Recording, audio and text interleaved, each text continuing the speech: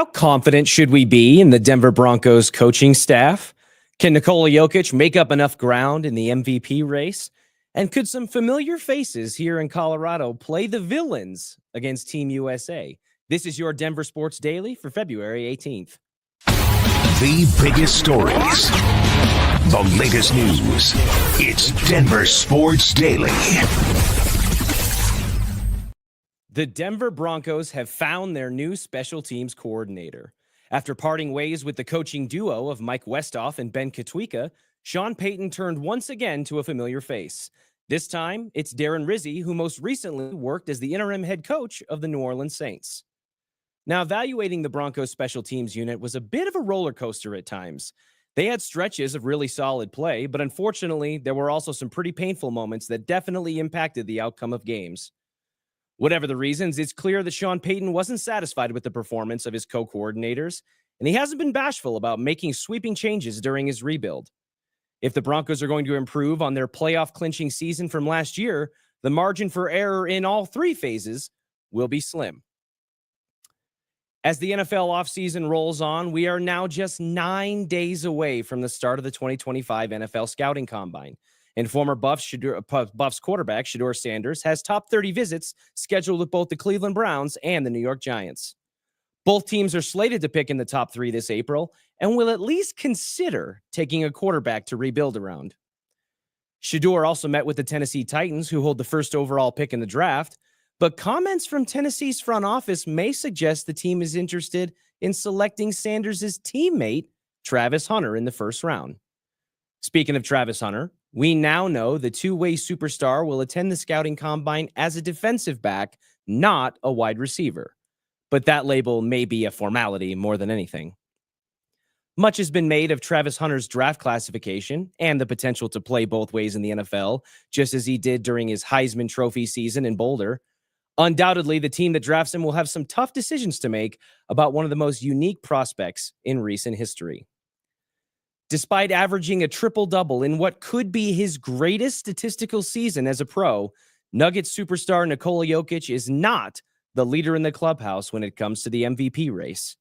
The Joker is seeking to become just the 6th player in NBA history to tally 4 MVP trophies, but currently trails Oklahoma City's Shai Gilgeous-Alexander in the latest straw poll, which was conducted at the All-Star break. Shai Gilgeous-Alexander leads the current straw polling, as you can see, with 71st place votes to Nikola Jokic's 30. Giannis Antetokounmpo and Jason Tatum follow behind with a distant Donovan Mitchell in 5th. The polling shifted significantly with the injury to Luka Doncic, but things could still get interesting on the back half of the season as the Nuggets continue to surge. While the straw poll is not an exact reflection of MVP voters, it has proven to be a very reliable prediction tool since it began in 2016. We all remember what happened the last time Nikola Jokic was not awarded the MVP trophy. The Nuggets raised their first championship banner in franchise history, and Nikola was named Finals MVP. Now, trading a regular season award for a championship trophy is something that's a no-brainer for any coach, fan, or player not named Cam Newton. And while Jokic would absolutely trade his 3 MVPs for Larry O'Brien trophies, selfishly, I want him to win every award and accolade possible. He's the best basketball player in the world, and by my book, he should be recognized every single year for what he brings to the Nuggets and the NBA. But if Nikola is going to sit at the highest table among the NBA's true greats, he will need to bring another championship to Denver. So, if ESPN's latest straw poll holds true, here's hoping another banner is on its way very soon. In the world of hockey, Team USA's red-hot start to the Four Nations Faceoff came to a halt, falling to a scrappy Sweden squad 2-1. It only took 35 seconds for the United States and their high-powered offense to get on the board with a rebound goal from Chris Kreider.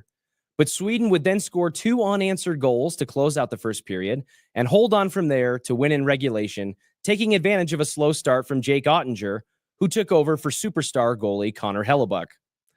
Team USA getting regulation wins over Finland and Canada in the early round of the tournament paid dividends in a round-robin format, but something tells me logic will be thrown out the window pretty soon, because there's a hockey game on Thursday which determines which nation will officially call themselves the Kings of the Rink. Team USA and Canada will face off in the Four Nations Championship game this week, and if the rematch is anything like their first game, we are definitely in for some fireworks.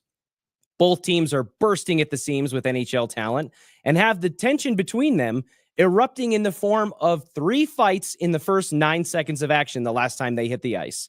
The physicality never let up from there, and Team Canada's star-studded lineup wasn't able to outlast the firepower and superb goaltending of the Americans. Will Nathan MacKinnon, Sidney Crosby, and Connor McDavid rise to the occasion in the rubber match?